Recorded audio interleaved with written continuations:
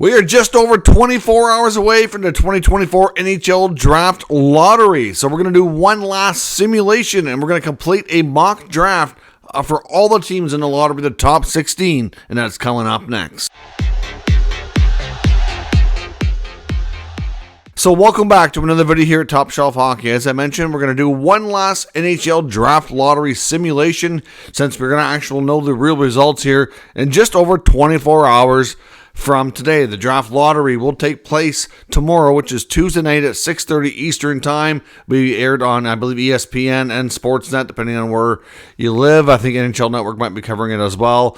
So it won't be long before we know the actual results, and simulations won't really be something that we need to do just for a fun exercise any longer. I will still be doing mock drafts, and as time goes on, I will do an entire first round eventually here as we kind of go deeper once we know the full draft order, etc., leading up to the 2024 NHL draft. But for today, we're going to do one last simulation. So we're going to hop onto the computer. We're going to go to tankathon.com, use their simulator tool, do one last simulation. And as I said, as I've been wanting to do, and it's been requested in the comments, today, instead of just doing top 10, we're going to do the entire lottery section. So the top 16 teams, all non-playoff teams, will do a mock draft for those top selections. So let's hop on the computer and see who finds out who has the best shot at getting Macklin Celebrini in today's simulation.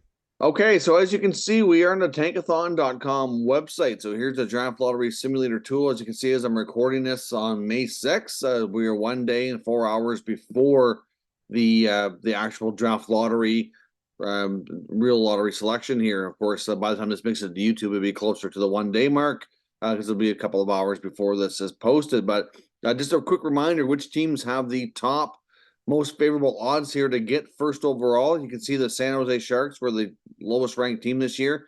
They have the best odds. They have an 18.5% chance of winning the lottery and a 25% chance of getting first overall. So, of course, the top two spots are lottery picks. So, of course, the odds below, as the team go, your ranking gets lower, your odds get lower, of course.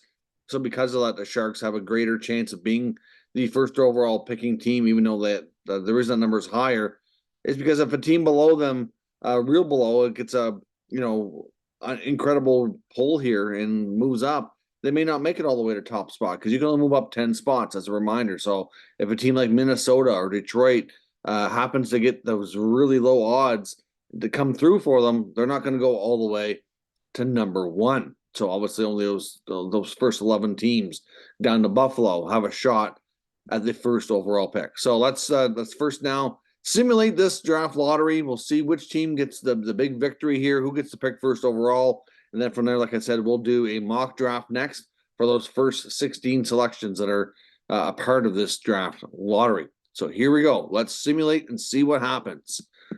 The winner is the Chicago Blackhawks for the second straight year. Can you imagine Celebrini joining Connor Bedard? That's insane. We've done a bunch of these simulations throughout the season. I believe the Blackhawks may have won one other time. The Buffalo Sabres, though, had a nice pull here, and they move up 9 spots. That's phenomenal. I'm sure they'd rather pick number 2 than all the way down, at number 11. That's a fantastic jump up for them. They've actually had pretty poor luck over the years. Besides when they got first overall to get Rasmus Dahlin, traditionally they haven't had the greatest luck there. So that pushes San Jose down from 1 to 3, and it puts all the other teams from Anaheim, Columbus, Montreal, Arizona. I guess we'll call them Utah now. Ottawa, Seattle, Calgary, and Jersey all drop 1 spot. So let's head over to the mock draft portion of this video, and I will tell you who I think will go in the top 16 spots. Selecting first overall, we have the very fortunate Chicago Blackhawks, and of course, no surprise, the general consensus here, Macklin Celebrini will definitely go first overall in the 2024 NHL draft. I mean, looking at Bob McKenzie's newest release that came out here today, and his list is based off a survey of several different scouts that that he talks to from around the league. All the top opinions kind of combined together to see the general consensus, and everybody feels Celebrini is the guy who will go first. Like I said, a franchise type of player to build around, pretty complete centerman who's going to bring in and drive a lot of offense. So Celebrini And Bedard, can you imagine if Chicago was to be lucky 2 years in a row and have those two guys play together in the same team? That'd be an embarrassment of riches if you ask me. So, yeah, no doubt he would go to Chicago if this simulation came true. Selecting number 2 in this draft simulation is Buffalo, who moves up 9 spots, and I have them taking the top Russian player here, Ivan Demidov, who's a very, very talented centerman out of Russia. The only, I guess, unsure part about this is when he will come over to North America. Probably have to wait a couple of years, but he is incredibly skilled, and it'd be well worth the wait for sure. At this point, he looks like he could be, long term. Not far off from the skill level of Celebrini. At least that's the way things project at the moment. And I think anybody in the number 2 spot is most likely going to take him. There was a point in time when it was looked upon either Silyev or Levshunov, one of the top D, might go second overall. But I think pretty safely here that no matter who's picking, it's probably going to be Demidov at this point. Selecting 3rd overall, we have the San Jose Sharks, and I would have them taking one of the top D, Anton Silyev, who's an absolute monster back there, 6'7". They certainly need a bit of everything in San Jose, and there seems to be the general consensus that Silyev will be probably the first defenseman off the board. I know Levshunov may have something to say about that, but based on a lot of draft rankings, there was even a point in time this year when Silyev was number 2 in some cases. So I think Mike Greer, the GM of the Sharks, needing basically, like I said, a whole variety of things. You're going to go with best player available, and it would be tough to pass up on such an imposing big defenseman like this after, in the number 3 spot. It's going to be an interesting spot to pick, but I think the Sharks go with Silyev here and start building their blue line around him. Selecting 4th overall, we have the Anaheim Ducks, and we have another defenseman going off the board here with Artem Levshunov. Now, of course, he's from Belarus originally, been playing U.S. college hockey, right shot defenseman, good size, playing in the U.S. collegiate system, very highly ranked prospect here that a lot of scouts really, really like his upside. So he does project to be, for sure, a top 4 potential for top pair type defense. And Anaheim has picked a lot of top forwards lately. They do have some good young D in their system, but I think a guy like Levshunov would jump to the forefront here, being right near the top. So I think they would have a hard time passing up on the big right shot defenseman here at the spot. Selecting at the number 5 spot, we have the Columbus Blue Jackets, and I have them taking the big centerman here, Caden Lindstrom. Obviously, center position in Columbus has been one of weakness for quite a long time. They were able to get Adam Fantilli, who projects to be their top center here into the future, but having a 1-2 punch of Fantilli and Lindstrom would be a great duo. Obviously, Lindstrom offers a little different style of play than Fantilli, going to give you the size and strength. Obviously, he dealt with some injuries this year. Otherwise, I do wonder where he would have been ranked. Could have been ranked a little bit higher, but I think this is probably pretty good considering the other prospects he's up against. But to have a big, strong centerman like Lindstrom with Columbus picking at 5, I think would be almost impossible for them not to take that player. At number 6, we have the Montreal Canadiens, and this pick might be a little off the board for some, but I have them taking Cole Eiserman. Cole Eiserman had a really, really good U18 tournament that just wrapped up with the U.S. winning the silver medal, losing to Canada in the gold medal match. But Eiserman was tremendous, in all honesty, and I know his stock has dropped a bit this year, but in a lot of ways, he's kind of like a left-handed Cole Caulfield. I honestly think he could be the best pure shooter and sniper in this draft. Montreal could really benefit from having another top scoring winger, and he plays the opposite side of a Caulfield. To me, you got Slavkovsky over there as well. And it could be a real good complement to the other group of prospects they have in the forward group already.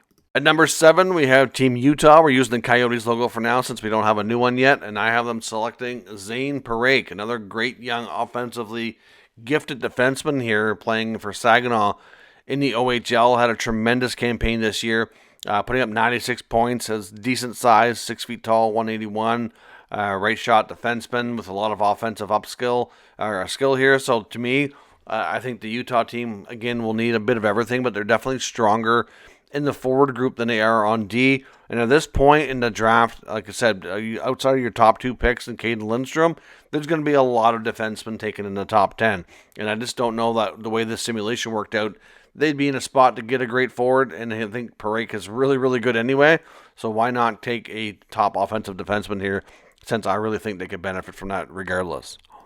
Next up at number 8, we have the Ottawa Senators, and I have them taking another big right shot defenseman, Carter Yakimchuk from Calgary, hitman of the WHL, put up 30 goals this year. Good size, over 6'3", 200 pounds. Good offensive skills. If there's one thing the Sens are really missing in their system, is a big right shot defenseman who has that top 4 potential. Right now, they do have a logjam on the left side with Sanderson, Chychrun, Shabbat, Brandstrom. Obviously, they're probably not all going to be back in Ottawa next year. And on the right side, they're a little thinner with the prospects that are coming. Even a lot of their other top young defensive prospects, like Tyler Clevin, also a lefty. So they could really benefit from one. Yakimchuk here, I think, is in a good spot to pick him here at number 8. Would be a great fit in Ottawa. At number 9, we have the Seattle Kraken. They could go with a number of ways with this pick, but I have them taking another really big, solid defenseman here in Sam Dickinson. Now, I know they need some scoring too, and there's a few forwards at this spot that could be interesting, but I also think it's too much to overlook another defenseman here like Dickinson. They could go another direction here as well with Zeev Buium, but I think they go with Dickinson, who gets the size, strength, and the offensive ability. OHL's London Knights are just a factory putting out players.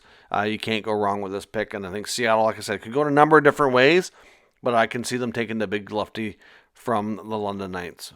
At number 10, we have the Calgary Flames, and I've said it numerous times, and I'm sticking with it. If Tisha Ginla is on the board, Calgary's taking him.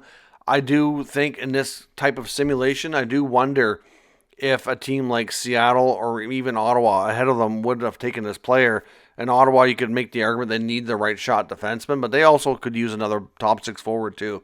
So same thing as Seattle, who needs scoring. But again, these defensemen are really good too. Ginla's been a high riser this year, moving up the ranks throughout the entire season, and it would be quite a story to end up in Calgary like his dad. At number 11, we have the New Jersey Devils, and on this pick, I would have them selecting Konsta Helenius out of Finland. Helenius has been in this kind of spot rankings for most of the season, in that 8 to 10, 11, 12 range. Obviously a player who's had a pretty good campaign, still 17 years of age. Obviously, good forward here with good production this year. Konsta Helenius, to me, it may not scream as high of a ranking as some of the other players in the forward position, but I do think he has a good potential here to be a good middle 6 forward, and with what New Jersey already has with a lot of great young D, they have some higher end forwards. To me, he's a good complementary piece to what they're building there.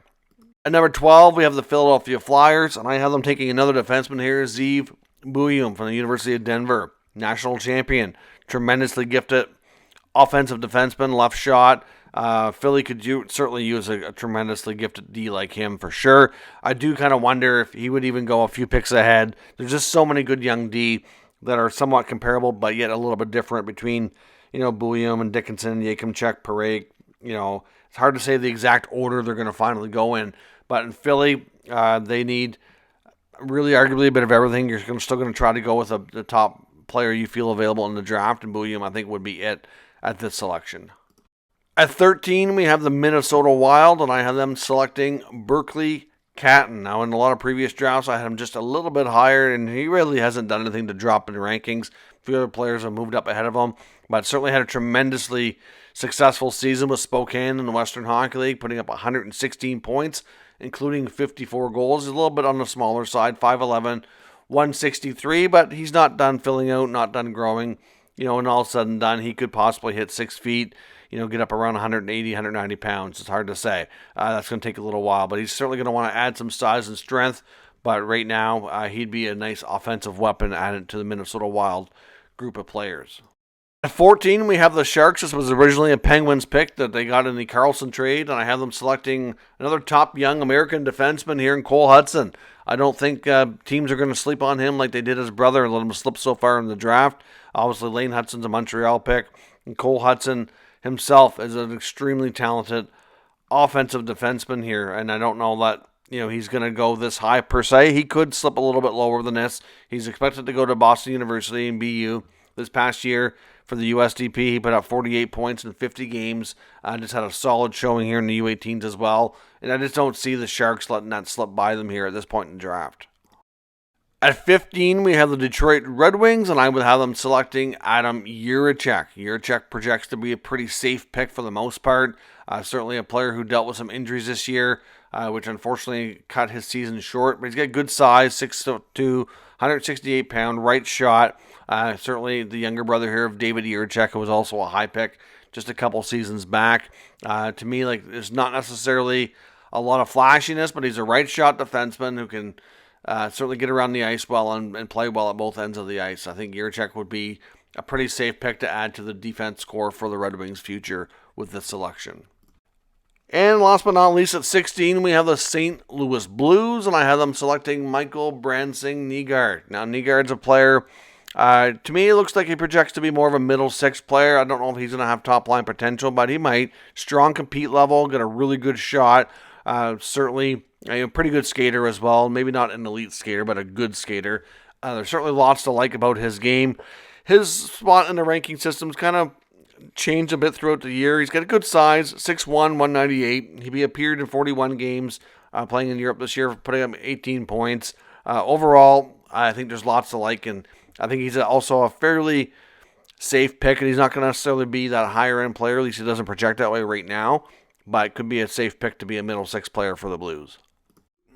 So that completes our final simulation for the 2024 NHL Draft Lottery for the simulation part of it, of course. Like, as I mentioned, tomorrow night we'll have the actual results, so I'll be doing a video reacting to those results and going over the official draft order for those top spots since they'll be confirmed. And then from there, like I said, we'll still be doing draft-related content in the future, every so often on the channel, completing mock drafts as we know the draft order gets confirmed later as teams are eliminated for the 2024 Stanley Cup playoffs. So let me know your thoughts on today's simulation. Which team do you really want to see win the draft lottery? Let me know your thoughts on some of the top prospects in the draft as well. Thank you very much for watching, and I'll catch you next time.